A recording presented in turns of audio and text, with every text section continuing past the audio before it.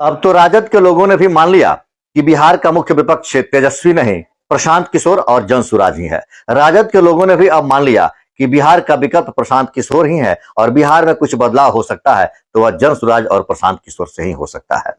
राजद के लोगों ने यह भी स्वीकार कर लिया कि 20 वर्षों तक विपक्ष में रहने के बाद मुख्य विपक्ष की भूमिका में जो काम करना चाहिए वो हम नहीं कर सके, लेकिन मात्र 3 वर्ष तक बिहार के गलियों में घूमने के बाद प्रशांत किशोर ने कर दिया। प्रशांत किशोर ने सत्ताधारी दल को उतना मजबूर कर दिया कि वो प्रशांत किशोर की बातों को सहज स्वीकार कर लिया। दरअसल बिहार में जो पेंशन की बढ़ोतरी हुई है, 400 रुपये से बढ़ाकर के 1100 रुपये किया गया है, यह प्रशांत किशोर की देन है। इस बात को अब स्वीकार कर रहे हैं राजद के लोग।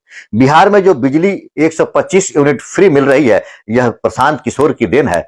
आज स्पष्ट तौर पर पवन यादव राजद के विधायक रहे, बांकेपुर से उम्मीदवारी करने वाले और सबसे अधिक वोट लाने वाले पवन यादव ने स्पष्ट रूप से स्वीकार कर लिया कि बिहार के मुख्य विपक्ष के रूप में तो प्रशांत किशोर ही है और हम भी प्रशांत किशोर का समर्थन कर रहे हैं। सदन में ना सही, सड़क पर ही सही, लेकिन प्रशांत किशोर और जनसुराज ही है जो बिहार में मुख्य विपक्ष की भूमिका में है और बिहार में कुछ बदलाव हो सकता है। बिहार में अगर व्यवस्थाएं परिवर्तन हो सकती है और बिहार के लिए कुछ बेहतर हो सकता है तो वह सिर्फ और सिर्फ प्रशांत किशोर और जनसुराज ही कर सकता है, किसी अन्य नेता के बस में वो बात नहीं है।